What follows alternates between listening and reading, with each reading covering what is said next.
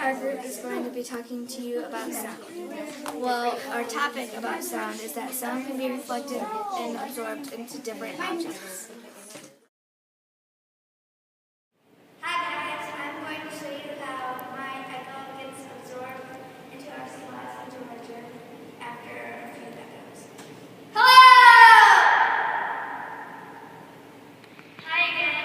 Now we are going to do our echo together to see if it's louder and see if there's more echoes and see if it gets absorbed faster or slower into ourselves.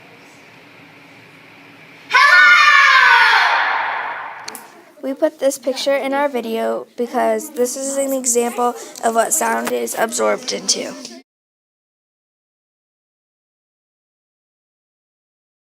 Thank you for watching our video about echoes and sound being absorbed. Bye!